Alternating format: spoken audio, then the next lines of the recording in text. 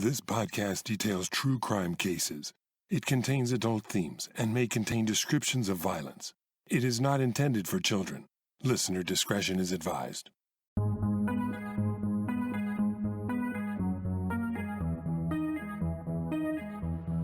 Thank you for joining me for today's episode of Once Upon a Crime.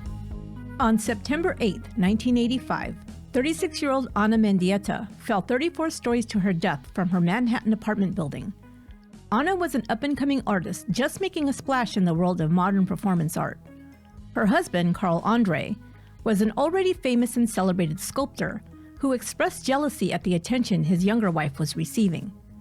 Did competition and jealousy spill over into homicide?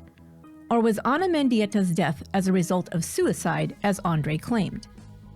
In this episode, you'll learn more about the story from Helen Molesworth, author, art curator, and host of the new podcast, Death of an Artist, a podcast series that features never-before-heard archival audio and interviews with close friends of Ana Mendieta and Carl Andre, as Molesworth pieces together the puzzle of the artists, their relationship, and the tragic ending of Mendieta's life. I'm joined in conversation in this episode by Helen and her producer, Louisa Tucker. Death of an Artist is a co-production from Pushkin Industries, Something Else Podcast Studios, and Sony Music Entertainment. You can listen wherever you listen to podcasts or binge the entire series when you become a Pushkin Plus subscriber in Apple Podcasts or at pushkin.fm/plus.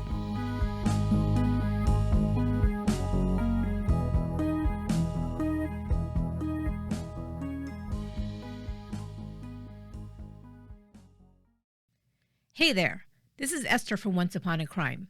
A big thank you to all our new YouTube subscribers. If you like what you're seeing, make sure to tell a friend and share the true crime stories. Another way to support our show and keep getting Once Upon a Crime on YouTube is to buy me a coffee. Click on the link in the description box below to donate a couple of bucks to the show. Any amount is appreciated. You will have my undying gratitude. Thanks.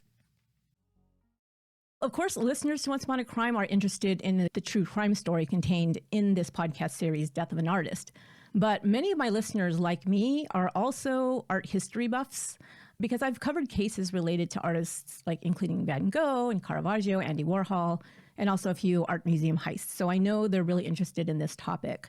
But this is very different. I found myself really thinking about a lot of different ways that this story could go and what you could have focused on. But I'll kind of talk about that more at the end. But first, Helen, I wanted to talk about the art world and what was happening during the time Ana Mendieta was gaining acclaim as an artist and recognition. And I'm particularly interested in the type of art she was creating and also what it was like for her as a female artist at that time. And I guess to kind of set the stage a little bit and let people know a little bit about you, your background, and then maybe talk a little bit about the art world at that time. Thank you, Esther. I am an art historian, a writer, a critic. For almost 2 decades, I was also a curator at a variety of museums across the country. I've always loved art. It always tickled my funny bone as a kid. And as an adult, it was a place where I found that a lot of the world's big philosophical or existential issues could be dealt with, for me personally, through the portal of art most effectively. One of the reasons I've been so interested in contemporary art in particular, and perhaps in the work of Carl Andre and Ana Mendieta in specific. So to answer your question about what it would have been like to make art or to be an artist in 1980s New York.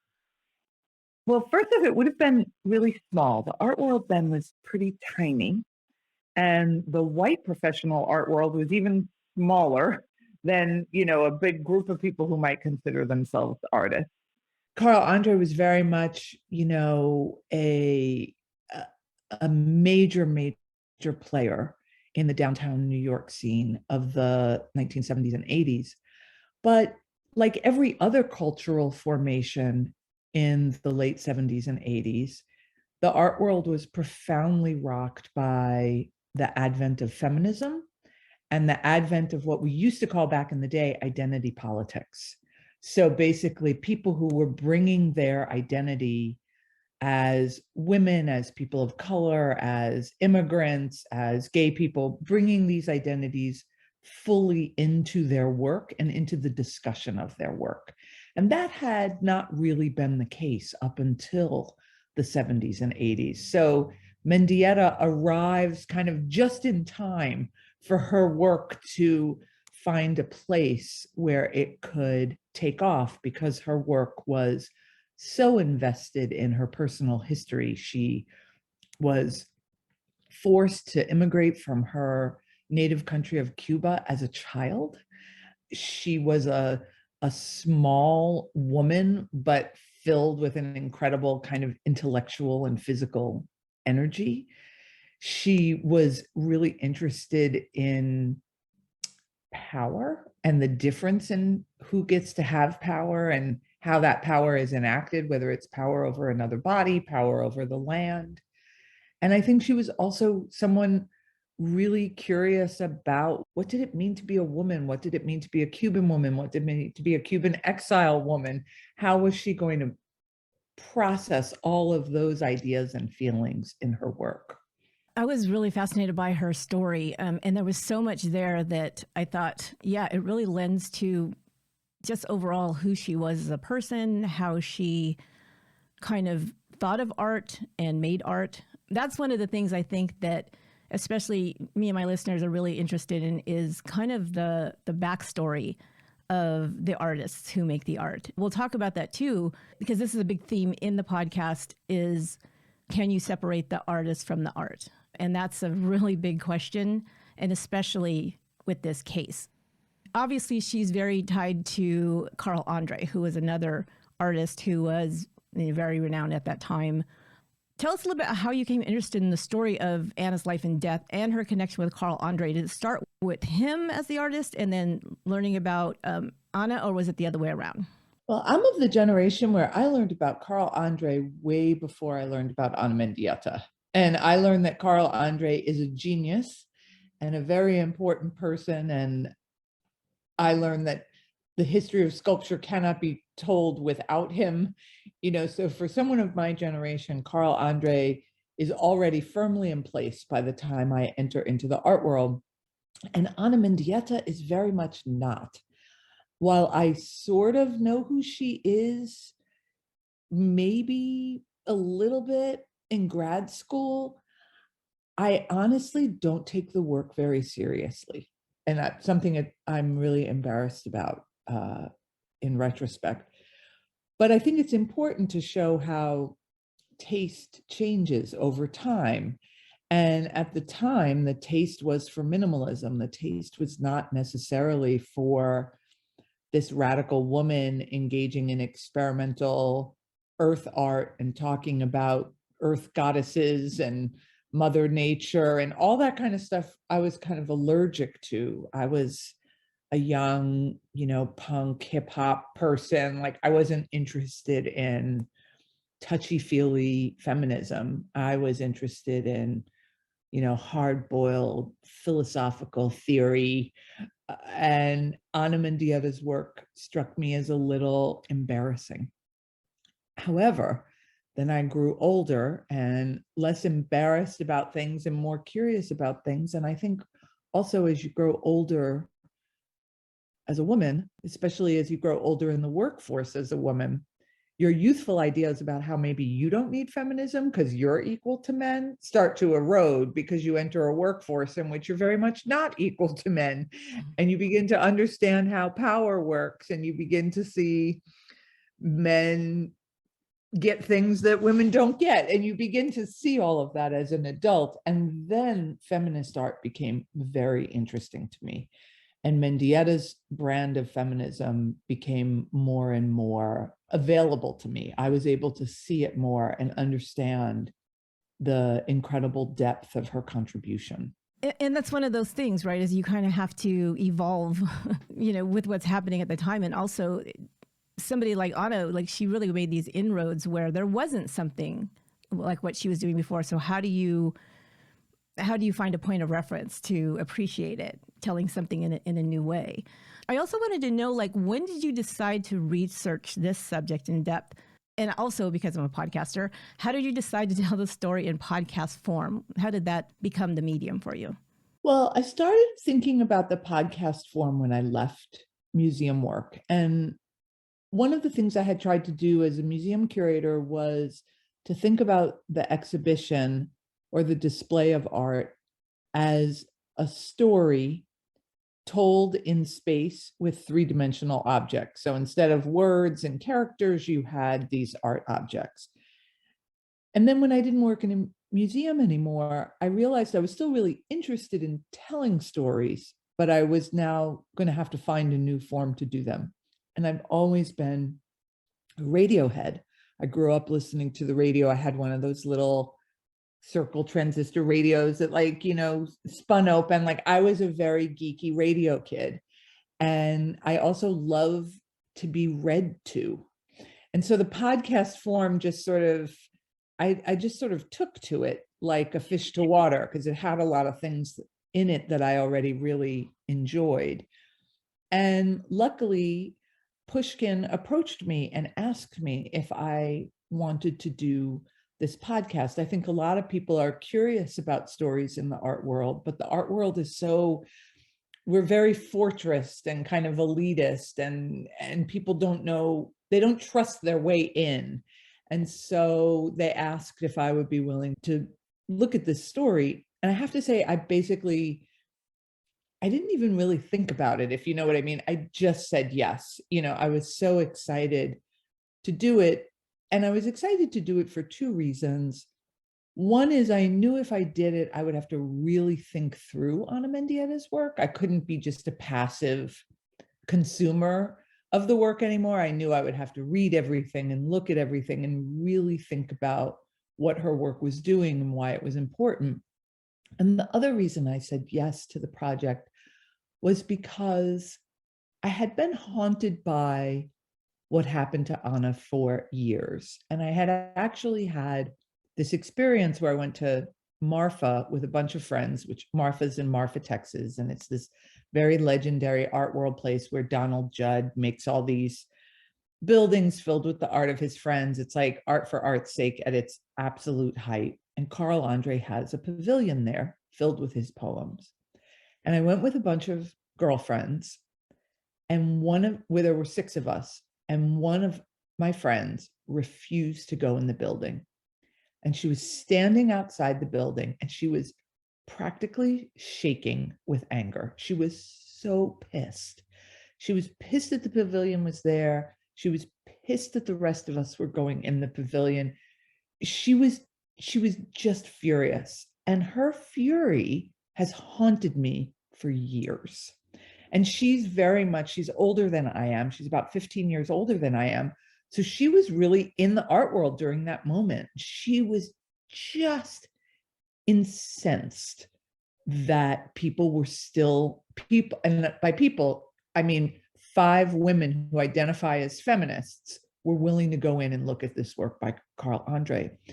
And so I knew if I took the podcast on, not only would I have the luxury of really doing a deep dive on Ana Mendieta's work, but I'd have the harder ethical work of trying to figure out why I went in to look at those poems.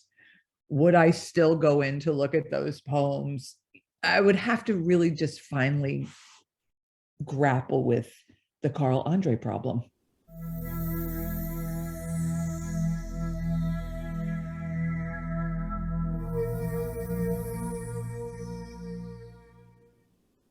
I did give a little summary of the story at the beginning of the episode, but I just wanted maybe for you to remind the listeners here exactly what we think happened to Ana and also Carl's part in it. It's a big story, and there's a lot of speculation, I guess, but there are some things that are known. So how is it that you understand what happened to her?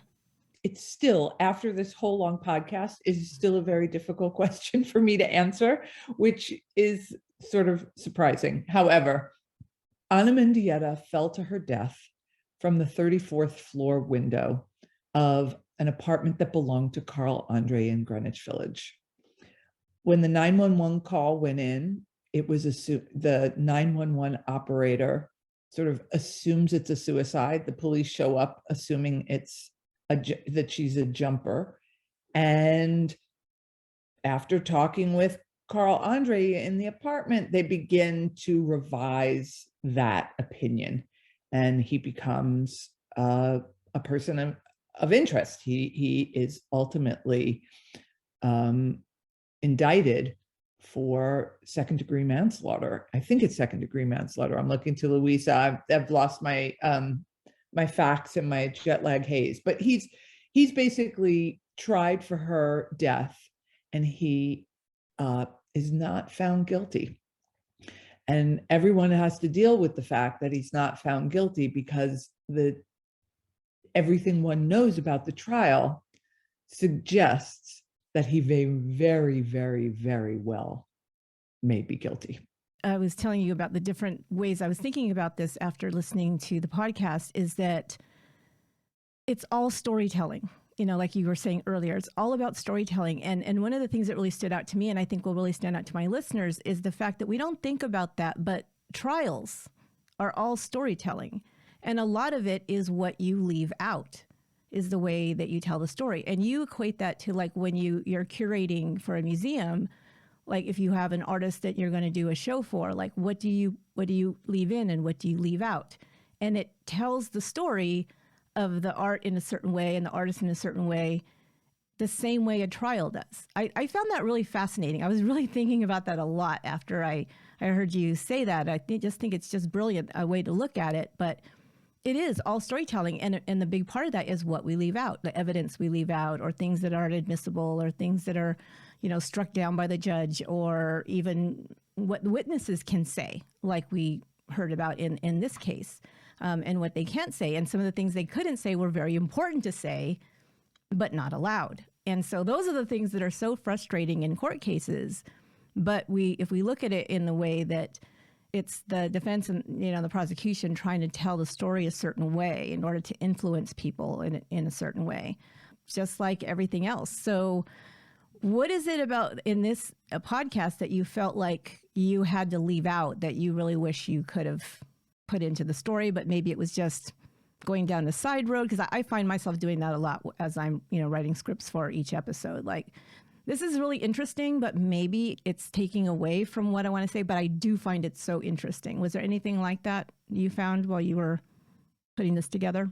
Louisa, I don't know. Do you think we left anything on the cutting room floor that would have changed the scope or the version of the story that we told? I think the biggest thing that was left on the cutting room floor that would be interesting to dive into more is just how many other stories there are like this. There was we did interview someone about another artist who had a kind of similar, but not really like apples for apples comparison thing happen. And that her take, this was a collector who had to make the decision whether or not to include another person's work in her collection. Just like there's so many stories of artists of all different kinds that people have to decide after they find out something about them or suspect something about them, what to do with their work or their love for their work. And I think that is something we touched on, but I think we could have told many more of those stories. I wanted to ask you this, if you can share this without giving away any important spoilers in Death of an Artist. Was there one thing that you learned about the story as you were researching it that maybe surprised you or shocked you, or maybe something you weren't expecting? Or was there a certain interview you did that really gave you a different perspective of maybe the way you thought of this case? I know that I personally have never gotten over or recovered from the fact that Carl Andre still lives in that apartment. I don't know why, but I can't get over that fact. And it's obviously a fact we learned very early on. And in some ways it just chills me to the bone. There's something profound in it that I don't understand.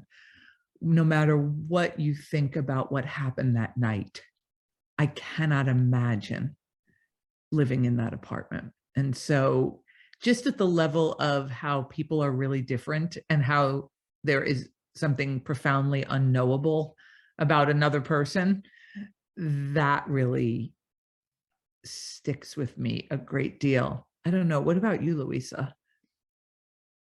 I think the thing that was really impactful for me was to talk to artists who love Ana Mendieta's work and see how deeply they were affected by her work and by the story of her death. And not just in like a this artist influences my work, but in a very personal way that Ana was for them, both an individual person and a wonderful artist, but also a representation of all of these feelings of rage and injustice. So that to me, I think was really the biggest, maybe not a surprise, but the deepest sort of impact to me. But I did get to see, Helen, you sort of feel surprised over and over again each time we kind of like, and we knew sort of the basic facts, you know, but it was interesting how even like revisiting those basic facts over and over again is still like hard to believe that some of the things that happened the way they did. It's true. I never kind of settled into how twisted and messed up the story was. I always was kind of electric in my sense of injustice.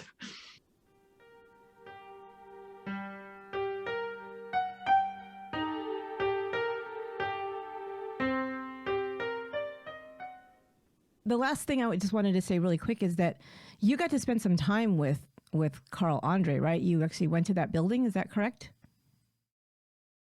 Well, because Louisa's a journalist, we went to the building because one of the things that's interesting, I think, about the podcast, when I try to step back and look at it, you know, a little more objectively, is that it's made by two people who have very different methods, who were taught very different methods of storytelling. So we don't tell art history stories the way journalists tell stories, and journalists don't tell stories the way art historians tell stories. So we doorstepped Carl Andre's building, but we did not spend any time with him. He did not respond to any of our entreaties. Where can people find the podcast? How can they listen? And are all the episodes available now? The first episode drops on September 23rd, and you can find it wherever you listen to podcasts.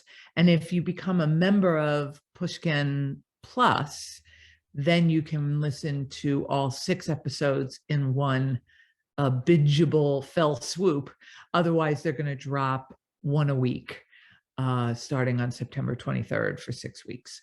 And I would say that binging it is the best way, because that's what I did this weekend. So yeah, if you can do that, that sounds like a great option to me. Is there any last things you wanted to say? I really appreciate you coming on and sharing the story with us and letting our listeners know about the podcast.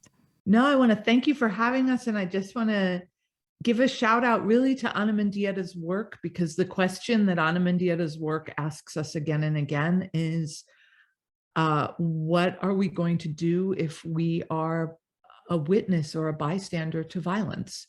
And I think that her question is a really important question for all of us to be thinking about all the time, but particularly at this moment where the world is an extremely violent place and people are really behaving very badly at the moment across a lot of fronts. And so it's really a good thing to think about what is your role when you are a witness to violence? That's a great point, a very great point, especially for listeners of my podcast, because that's something that we definitely encounter a lot in these stories. You know, that somebody could have maybe said something, things may have changed. We don't know for sure, but sometimes that's just saying something or asking a question can be helpful. So I appreciate that. Thank you so much, Helen. Thank you, Louisa. Thank you very much for coming on. I appreciate it. Ana Mendieta and Carl Andre were a textbook example of opposites attract. Two artists, a white man from New England who became famous in the 1960s for his minimalist sculptures, and a Cuban woman who had been forced from her homeland and discovered radical art in the middle of Iowa in the 1970s. In the early hours of September 8, 1985, Ana fell from the 34th floor of Carl's New York apartment. Ana's untimely death and the trial that followed split the art world in two. There were those who couldn't believe an artistic genius was capable of that kind of violence, and there were those who blamed Carl for Ana's death. Andre, what are you gonna do? What are you gonna do? Could I continue to love both Ana Mendieta and Carl Andre's work? It felt like the only way to answer that question was by asking another.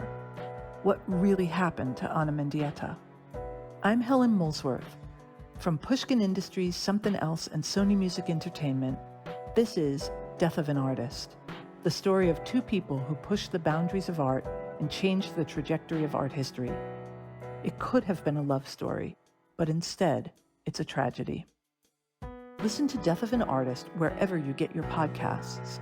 Subscribe to Pushkin Plus, and you can listen to the whole season right now, ad-free. Sign up on the Death of an Artist page in Apple Podcasts or at pushkin.fm.